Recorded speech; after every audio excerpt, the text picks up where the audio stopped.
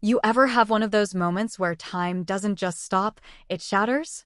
For me, it wasn't something dramatic like thunder or sirens. No, it was quiet. Just a knock on my front door. Light. Soft. Like it didn't even want to be heard. Just a landlord doing a routine check, he said. But I'll never forget the way my stomach turned the second I opened it. You know that feeling when your life is already barely hanging on and then something happens that pulls that last thread loose? That was me. I wasn't just behind on rent. I was behind on everything. Hope, dignity, peace of mind. I hadn't slept properly in weeks. My fridge was nearly empty. My phone stayed on silent, not because I wanted peace, but because I was dodging bill collectors. And friends I didn't have the energy to lie to anymore. I had lost my job 3 months before. Layoffs. Nothing personal, they said. But when the checks stopped coming, everything started to unravel. I went from scrolling job sites to Googling how to sell your plasma, to wondering if being invisible meant no one would notice if I disappeared altogether. And then came that knock. Mr. Clay, my landlord.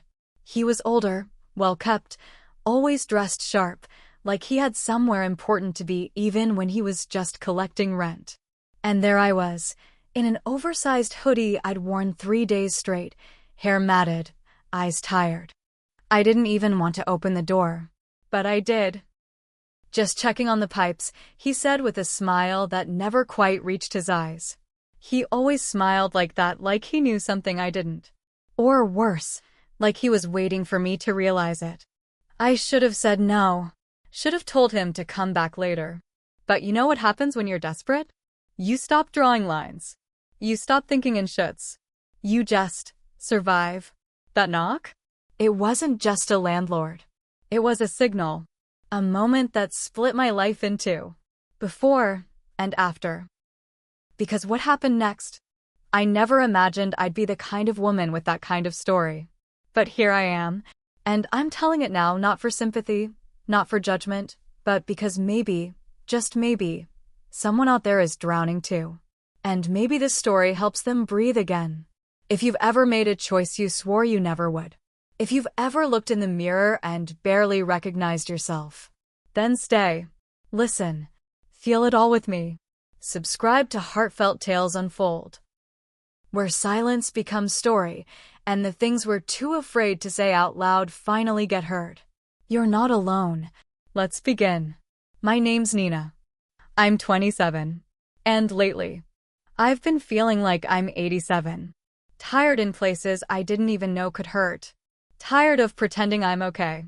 Tired of holding myself together with duct tape and denial. I live alone in a 1-bedroom apartment on the top floor of an old building that used to be full of families. Now it's mostly quiet. Too quiet. The kind of quiet that makes you think loud thoughts. The walls are thin here. You can hear couples arguing through the vents. Babies crying through the pipes. But in my unit, it's just silence.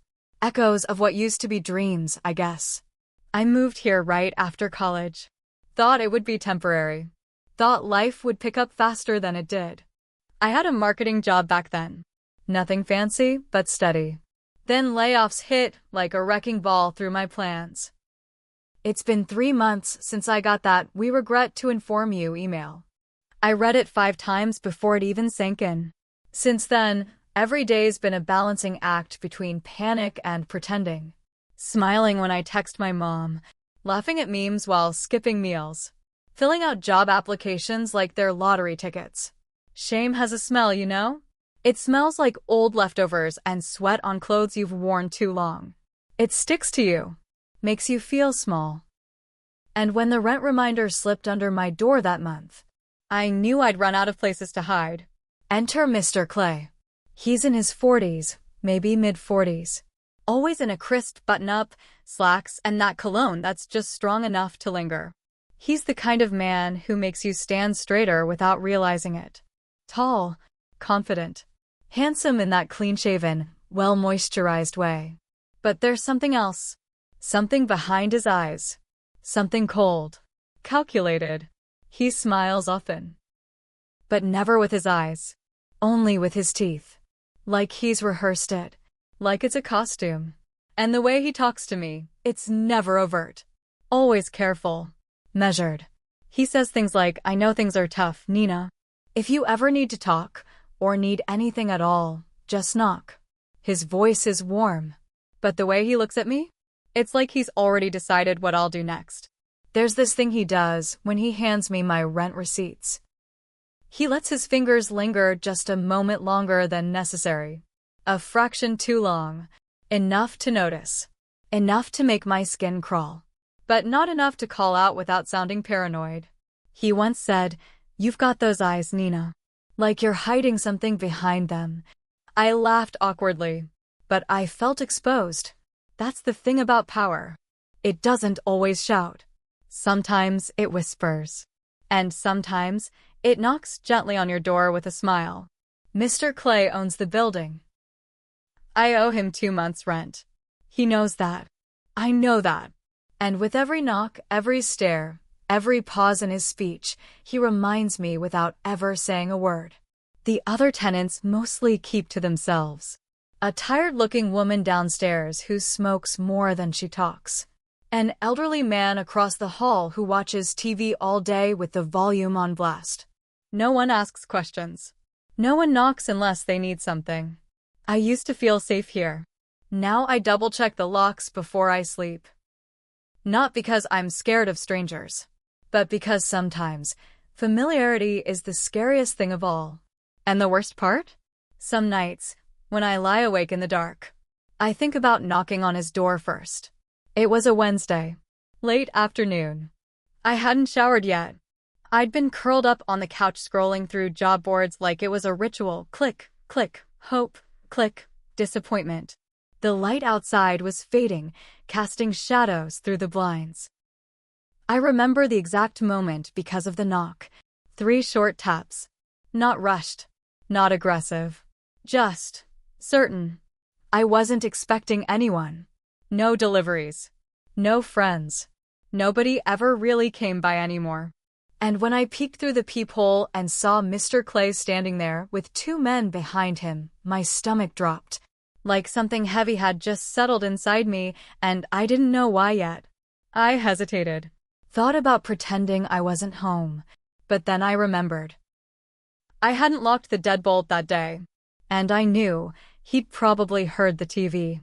My hand moved to the knob like it didn't belong to me. And I opened the door. Mr. Clay smiled that same hollow smile, like we were old friends catching up. "Hey, Nina," he said. "Sorry to just drop in. We're checking for a leak from the unit above. Might be dripping into yours." His voice was calm. Too calm.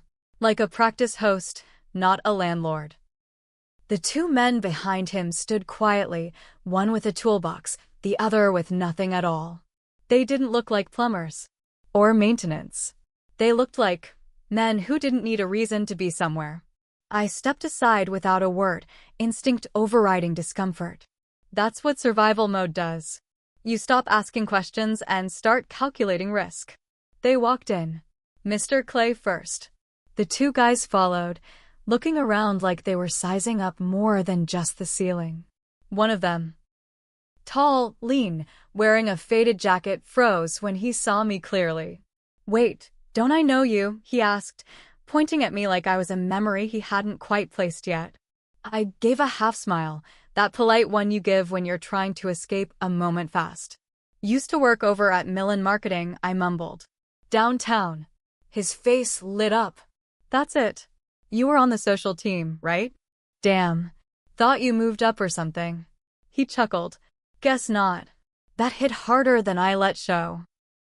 I laughed too, but it was empty. My cheeks burned. I felt like I was being peeled open in my own home. Mr. Clay glanced over at me then. His smile didn't fade, but something in his eyes sharpened, like he'd just filed that bit of information away. They wandered the space for a while, tapping walls, running water in the bathroom. It didn't feel like an inspection. It felt like a performance. And I was the audience. Or maybe the act. At one point, the guy with no tools opened my fridge like he owned the place. "You got wine?" he asked, already pulling out the half-finished bottle I'd been saving for a night when I could finally breathe. Mr. Clay looked at me. "Join us, Nina? You look like you could use a glass."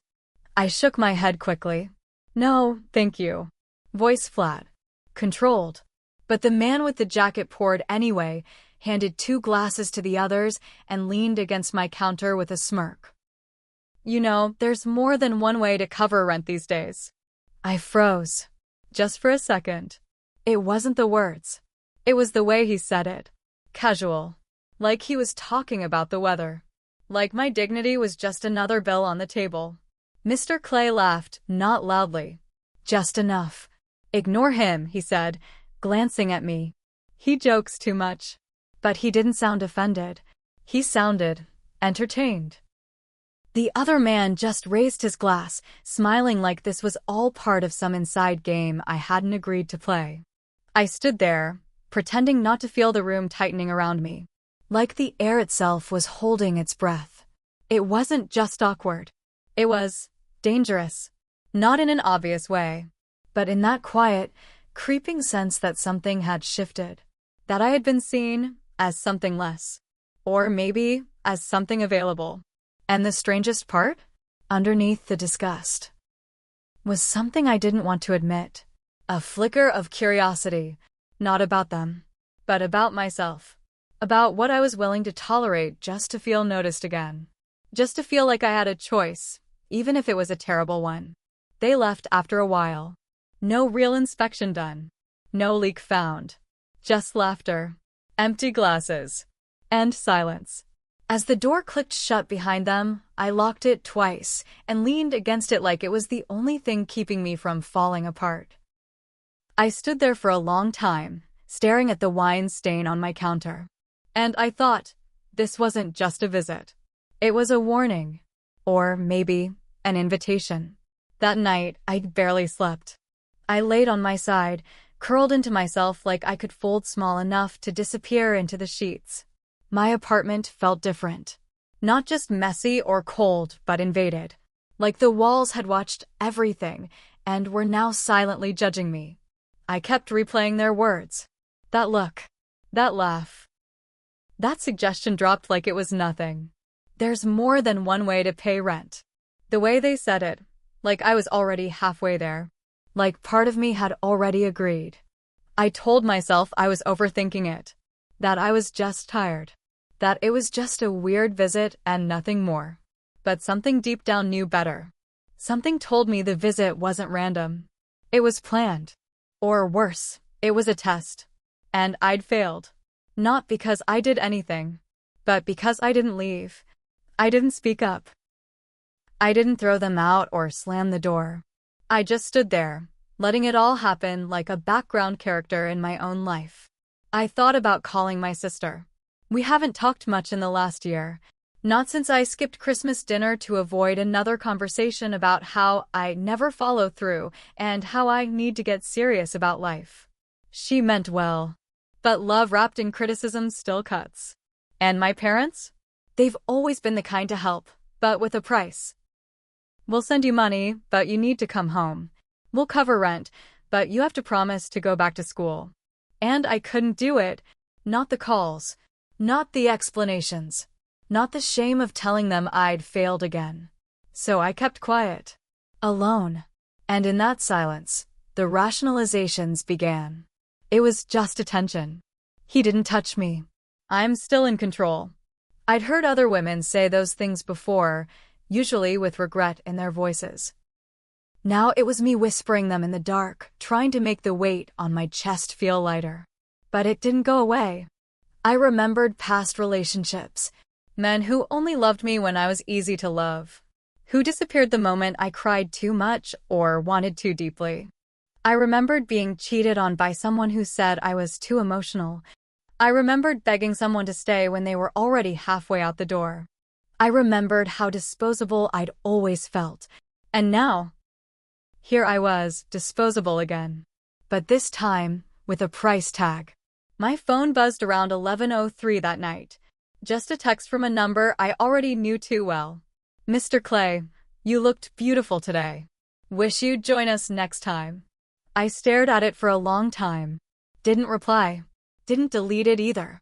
I just read it over and over, each time feeling something twist in my gut. It wasn't what he said. It was how it made me feel. Wanted. Even if it wasn't real. Even if it came with strings. Even if it was rooted in power, not care. The next morning, I woke up to a soft thud by the door. I opened it, and there it was. A plain white envelope. No return address. Just my name, handwritten in cursive I didn't recognize. Inside was cash. A lot more than I expected. Enough to cover 1 month's rent. Maybe 2 if I skipped groceries. And a small folded note. Just a token. No strings. Unless you want them. I didn't cry. I didn't scream. I didn't even tear it up. I just sat there on the floor, staring at it like it held a mirror to a version of me I hadn't met yet. The version that wanted to say no. The version that didn't want to give in. The version that was losing the fight. Because when your back's against the wall, and there's no job, no help, no hands reaching for you, except the ones you swore you'd never take, what do? And worse, what if part of you doesn't hate the idea? It sat on my table for 2 days. That envelope. I didn't touch it again, but I didn't throw it away either.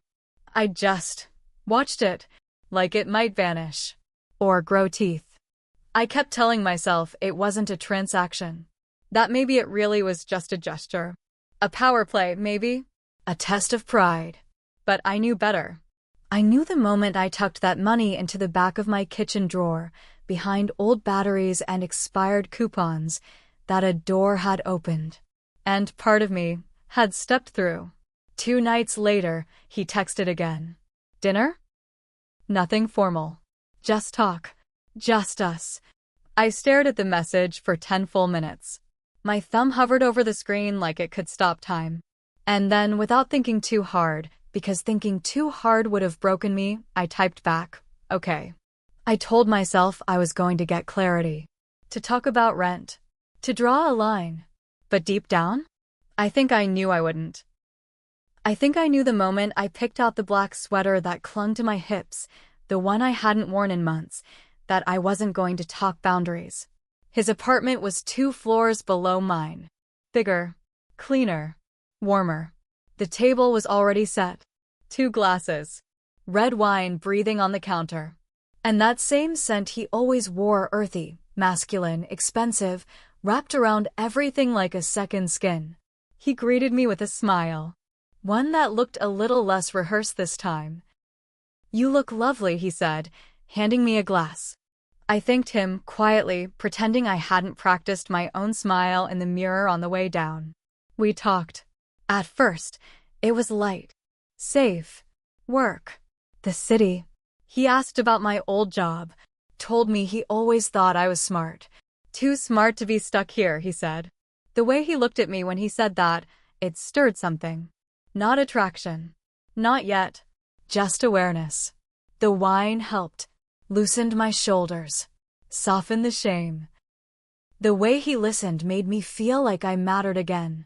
And after months of feeling invisible, that's dangerous. Feeling seen? It's intoxicating. We laughed about nothing. Talked about everything. And just when I started to relax, there was a knock on his door. I froze. He didn't. It's just Rick, he said, already walking over. He drops by sometimes. Rick. One of the men from that day. The one who made the joke. The one who opened my fridge like it was his. He stepped in like he owned the place. Nodded at me like we were old friends. Didn't mean to interrupt, he said. But his eyes said otherwise. Mr. Clay didn't ask him to leave. He poured him a drink instead. And suddenly, it wasn't just dinner anymore. It was something else. Something murkier. The 3 of us sat in the living room. Wine turned to laughter. Laughter turned to little touches. A hand on my knee when I said something funny. A compliment about my skin. My hair. My mouth. I should have left. I should have stood up, said no, said this is too much. But I didn't. I laughed too. I leaned in too. Because there's a difference between wanting something and wanting to be wanted. At one point, Rick reached to brush a strand of hair from my face. His hand lingered. I flinched but didn't pull away. Mr. Clay watched it happen. Said nothing, just sipped his wine and smiled like he'd seen this before. I left before midnight. Said I was tired. No one stopped me. But when I stood, Mr. Clay pressed a small envelope into my hand. Just in case, he said. You've earned a little ease tonight. I didn't open it right away. I walked home slowly, my breath fogging in the cold. The money felt warm in my coat pocket, but heavier than it should have been. When I got back to my apartment, I sat in front of my bathroom mirror and looked at myself for a long, long time. Who am I becoming? I whispered out loud. No answer. Just my reflection. Still. Silent. Smudged around the eyes. I opened the envelope. More cash. More than last time. Neatly folded. Crisp. I told myself it was survival. That I hadn't crossed any lines. That I was still me. But the next morning, I found another envelope under my door. No note this time. Just cash. And lingerie. Black lace. My size. Brand new. Still in the box. And for the first time, I didn't feel flattered. Or ashamed. I felt owned. There's a point where the lines blur so much, you stop trying to find them. You stop asking where dignity ends and desperation begins. You just move through it, like fog. Like a sleepwalk you don't want to wake up from, because waking up means looking in the mirror. It was the fourth envelope that did it. That changed everything. This one didn't come under my door. Mr. Clay handed it to me himself. Middle of the hallway. Middle of the afternoon. Like it was normal. Like we were normal. There's a unit down the block, he said. Brand new. Private. Just for the night. No pressure. Just you and me. I didn't say yes. I didn't say no either. I just stared at him until he nodded, handed me the key, and walked away like the deal had already been made. And maybe it had. That night, I put on the black dress. The one I kept in the back of the closet, the one I used to wear when I still went on dates. When I still believed I could be loved without paying for it in pieces of myself. I walked there. Not a long walk. 7 blocks. Enough time to change my mind. Enough time to let the guilt rise and then bury it again. I told myself it was dinner. Just dinner. Just talking. Just company. The apartment was stunning. Soft music playing. Rose petals scattered. Candles lit across every surface. Champagne already chilled. It didn't look like a place you bring someone to talk. Mr. Clay greeted me with a smile, like none of this was strange. Like he hadn't orchestrated this moment down to the thread count on the sheets. You're even more beautiful than I imagined, he said. I smiled back. Not because I felt beautiful, but because I didn't know what else to do. We toasted. Laughed. Talked like we always did. Low and easy. Voices dipped in something unspoken. I felt like I was drifting. Not floating. Drifting. Like I'd untethered from who I used to be and couldn't remember how to get back. But then, there was another knock. Mr. Clay didn't flinch. Just said, "It's fine. He's cool. He won't stay long." And when the door opened, it was Rick. Again. Same smirk. Same eyes scanning me like I was the entertainment instead of the guest. "Didn't mean to interrupt," he said with a grin, stepping in without waiting for permission. That's when it hit me this wasn't dinner. This was a performance. A setup. And I was the show. I wanted to leave. I wanted to scream. But I just stood there, wrapped in candlelight and confusion. I felt something twist in my chest, fear, yes. But not just fear. It was anger too. At them. At myself. At the hunger inside me I couldn't seem to kill. Because even in that moment, with the pressure building and the air too thick to breathe, a part of me still wanted to be wanted. Still clung to the idea that maybe, just maybe, this could be something else. Something that didn't end with regret. But it didn't feel like that. Not anymore. The room spun slower after that. Or maybe it just felt that way because my mind had already left. I barely remember the rest. The drinks, the music, the hands that didn't ask but didn't need to, the look in Mr. Clay's eyes when he watched me give in, like he was checking off a box. I don't need to describe what happened next. Some things don't need words. You can just feel them. In your bones. In your silence. The next morning, I woke up alone. Wrapped in a silk robe I didn't own. The room still smelled like perfume and champagne and shame. My hand trembled as I clutched the fabric against my skin. Not because I was cold. Because something in me broke that night. But something else awoke. And that part of me? The one that stepped out into the early morning light with rent money in her purse and her reflections splintered into too many pieces to count. She wasn't the same Nina anymore. The change wasn't loud. It didn't happen all at once. It crept in like smoke, slow, quiet, impossible to ignore once it settled in your lungs.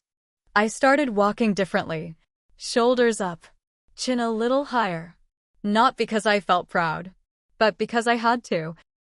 Because shame feels heavier when it hangs off a bent spine. I started dressing differently too. Tighter clothes. Bolder colors. Not because I liked the attention, but because I needed to convince myself I was choosing this. That I still had some kind of control. The neighbors noticed. Mrs. Alvarez, the older woman 2 doors down, started looking at me with something between sadness and disgust. Like she knew, but didn't want to know. Like she'd seen this before, in someone else. Maybe in herself. Mr. Clay started showing up more. Texts. Calls. Sudden drop-bys. He'd knock with that same easy rhythm, always with that smile that no longer looked charming. It looked like ownership. "You good?" he'd say. "Need anything?" And every time I tried to pull back, to create space, he'd lean in just enough and say it, "You owe me, remember?" And yeah, I remembered. Rick and the others didn't stop coming either. They didn't always visit me directly, but their presence lingered. Passing by in the halls, holding stares too long, laughing a little louder when I walked by. My phone never stopped buzzing. At first, I thought it was just Mr. Clay. Then I started seeing new numbers. Unknown contacts. Messages that didn't ask, they instructed. "You available Thursday night? Clay said you were good company." Private. No strings. Cash up front. I'd never signed up for anything. Never made any promises.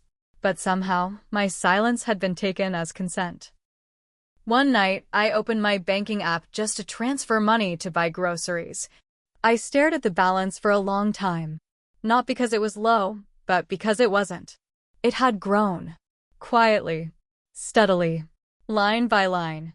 Deposits labeled as gifts, consultations, loans.